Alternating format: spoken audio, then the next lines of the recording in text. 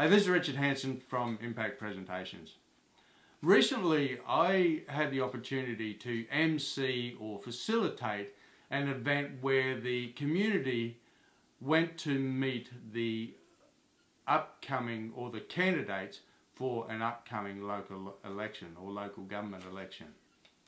And whilst I'm no expert on politics or political presentations, I did notice some inherent issues across the board for a lot of the presentations. Now, I am generalizing here because some of them were quite good and some of them didn't contain these issues.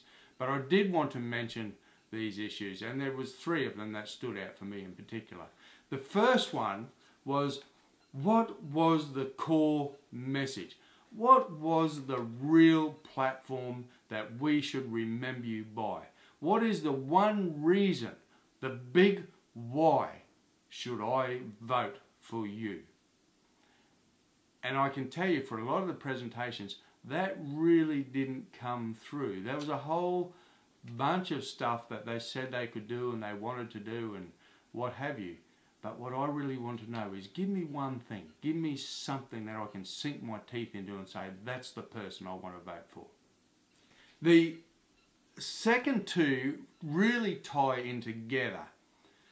And the second one I want to mention is time management. Now, all the candidates only had 3 minutes, and some of them said, well, it wasn't really enough time.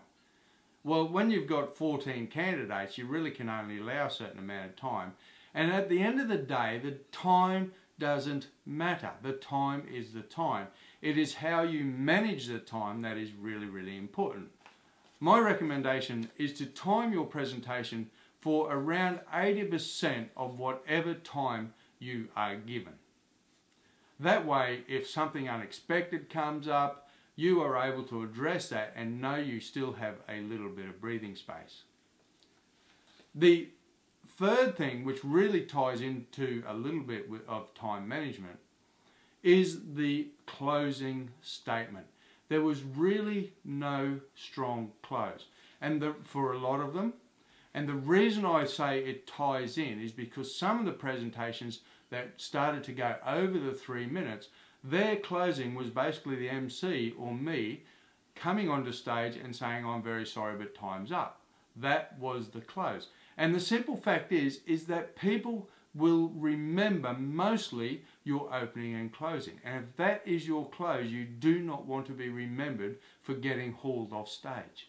So it's very important to have your own closing statement that ties in with your core message. And the other thing about the close is very few of them had a call to action. Most of them didn't even do something as simple as ask for the vote. So we've got all this information about you. Now we want to know, what is the next step? What do you want us to do with that information? Now, it could be just simple as ask for the vote. It could be to ask people to visit your web page or your Facebook page or your Twitter page, whatever it is. But have some sort of action that the audience can take following your particular presentation. So I will recap those 3. What is the core message? What is the core reason that I should vote for you?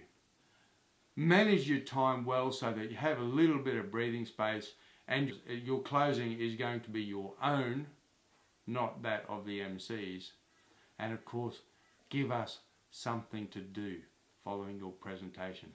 What's the call to action?